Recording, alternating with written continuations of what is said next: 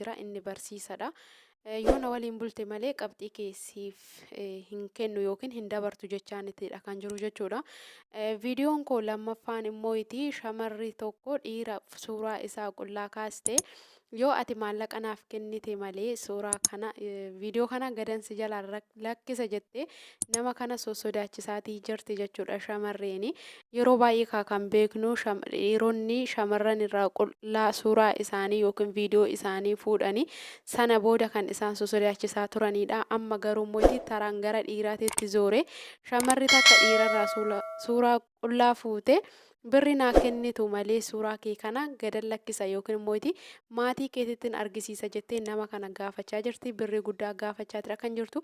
Viidiyoo isaa isin dhaggeeffachiisa, turtiin keessan na waliin haa ta'u. Soalnya ada video udah bisa bakaran dong. Nanti mereka kada bertanya ada cino. Bisa untuk setelah materi video ada yang saya kada cuma tahu beda masalah rakyat ada sakit aja. Ada dong. Ini kan mulai.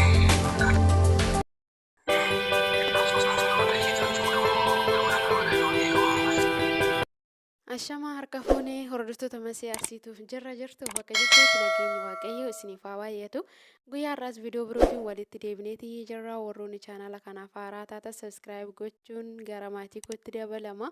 Warroonni maatii koo taatanii na hordofaa jirtan guddaa galatoomaa guddaan isin galateeffadha.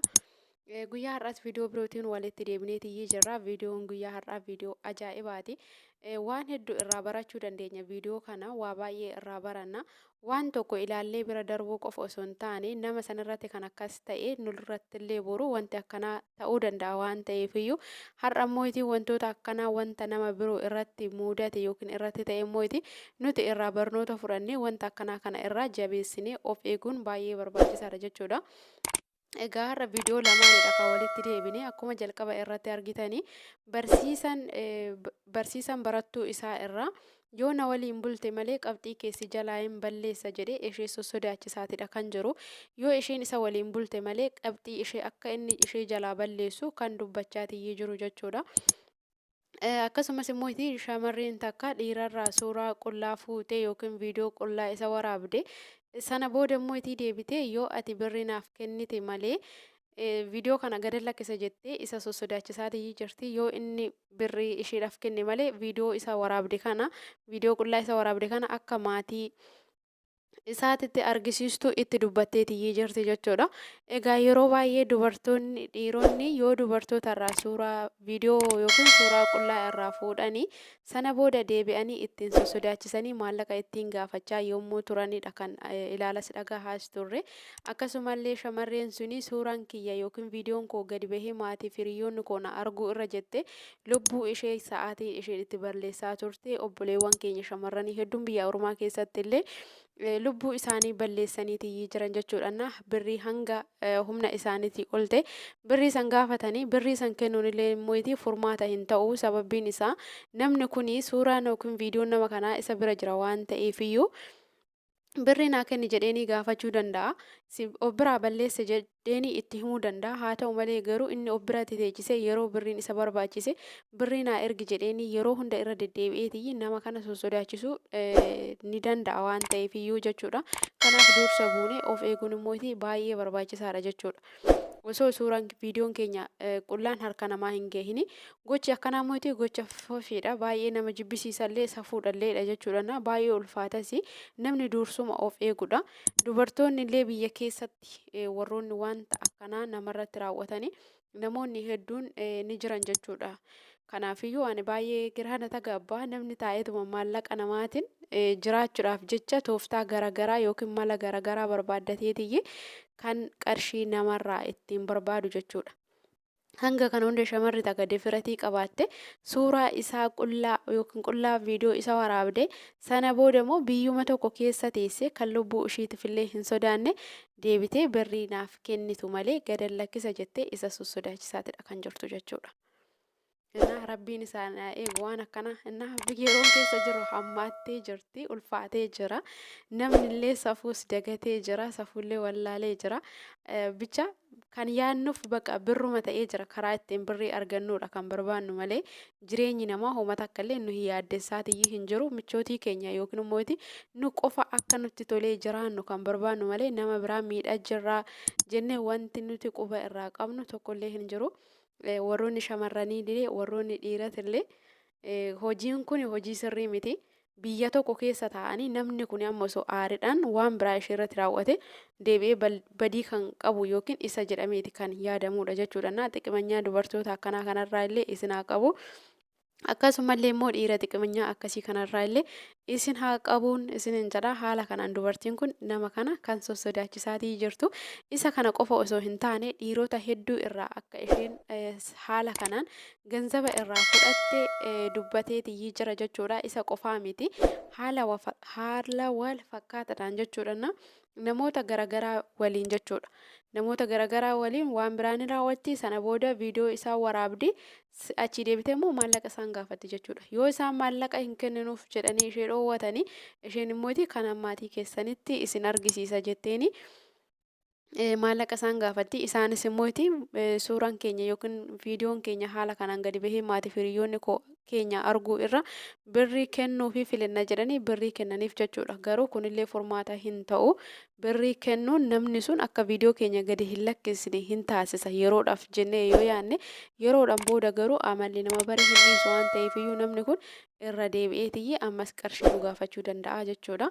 Kanaafi baay'ee ulfaataa aggaallaxanii mootii nama akkanaa kana biyaansi har'a nurratti yoo raawwate namni sun deebi'ee borullee kan birootirratti raawwachaa deema isaaf limdii ta'ee jira. Haala kana shamarranillee dhiirarraa maallaqa fudhachaatii jiranii jechuudha. Innaa gara viidiyoo koo lammaffaatti yoon darbe viidiyoo lammaffaa namni kuni nama bultii qabuudha nama jireenya qabuudha nama haadha manaa qabuudha achirraa barsiisadha jechuudha. Barattoota isaa dubartii takka lama osoo hin taane namoota hedduu nama jireenya isaa balleessaa turedha.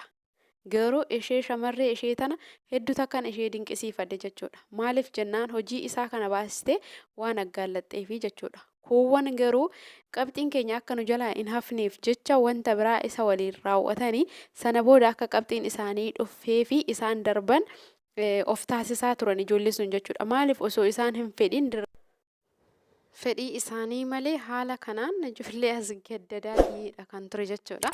Garuu dhumarratti qabamee jira. Dubartii cimtuun akkanaa kutattuun akkanaa ta'ee ni jirti. Nama tokko nu qofa irra darbee yookiin immoo nu waan akkanaa isa waliin raawwannee nu dabarsaa osoo hin taane nama san dabarsanii laachuun qaama isa ilaallatutti dabarsanii laachuun baay'ee barbaachisaadha waan ta'eef jechuudha. Dubartii cimtuu dubartiin hedduu ishee dinqisiifadhe keessa ishee kanaadha jechuudha. Inni kun haala wal fakkaataadhaan jireenya shamarran hedduu nama balleessaa turedha. Bultii qabaa osoo bultii qabaachuu arabas ma'aan baay'ee ulfaata dhugaa rabbi. Dubartoota hedduu jechuudha. Barattoota isaa walumaa galatti jechuun ni danda'ama.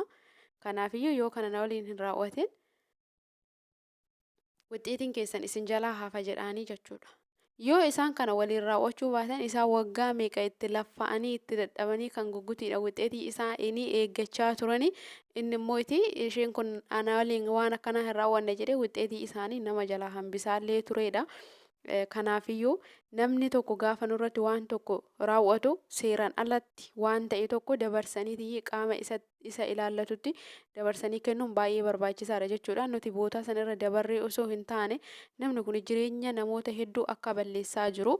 Namoonni hedduun illee viidiyoon kun waan dheeraa ta'eef viidiyoon isaanii waan dheeraa ta'eef namoonni hedduun illee sana booda dubbatanii jiran jechuudha.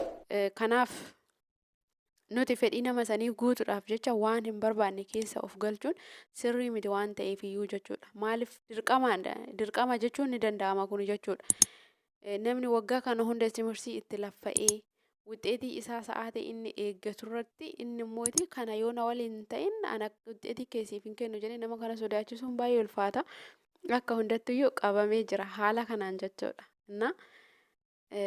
Kallattii garagaraatiin iddoo garagaraa irratti namoonni hojii garagaraa irratti warroonni akkana namaan jedhan jiraachuu malanii hin dhabaman illeedha jechuudha. Dubartoonni tokko tokko ni dubbatanii yeroo baay'ee haala isaan rakkina keessa jiranii rakkoo isaanii sanitti fayyadamuudhaan yookiin immoo dadhabina isaanii sanitti fayyadamuudhaan wanta garaagaraa isaan gaafatanii waan san argachuudhaaf jecha immoo isaanillee waan hin taane isa waliin raawwatanii jireenya ofii balleessan jechuudha. Nama hin barbaanne waliin nama hin feene waliin waan hin barbaanne raawwachuun immoo hedduu namatti ulfaata. Rabbiin waan akkanaa kana irraa isin haa qabu. Dhugaa baay'ee ulfaata jechuudha. Keessattuu barsiisaan barattuu isaa. Waan akkanaa jechuun baay'ee fokkisa jechuudha. Hojii garaagaraa irratti ni jira. Maaliif miidiyaa irratti wanti hin dhaga'amne hin jiru, wanti hin argine illee hin jiru jechuudha. Hojii irratti, bakka garaagaraa irratti. Maallaqa qofaan miti namni kan nama sosodaachisaa jiru. Karaa garaagaraatiin nama sosodaachisaatidha kan jiru. Kana naa gootu malee akkasiin godhu, akkas naa gootu malee akkana siif hin ta'u warroonni jedhan jechuudha. Nama san dabarsanii laachuudha. Qaama isa ilaallatutti jechuudha. Adabbii isaaf malu argachuu qaba waan ta'eefiyyuu. Namni itti laffa'ee itti dadhabee barnoota isaa barate dirqama yoon isa waliin bulan malee barnoota kee hin dabarsu jechuun hedduu tokko nama ulfaata. Barsiisaa tokkorraa waan hin eeggamne jechuudha. Ani barsiisaa tokkorraa waan akkanaa kana hin eegu jechuudha. Namni akkamitti akka yaadu bicha baay'ee ulfaata osoo jireenya qabu. Har'a garuu maaltu akka itti dhagahamu hin beeku. Dubartoota akkanaa jagnaa kana rabbiin nuuf haa baay'isu. Waan argan tokko qaama ilaallatutti dabarsanii kennuun hedduu natti tole jechuudha.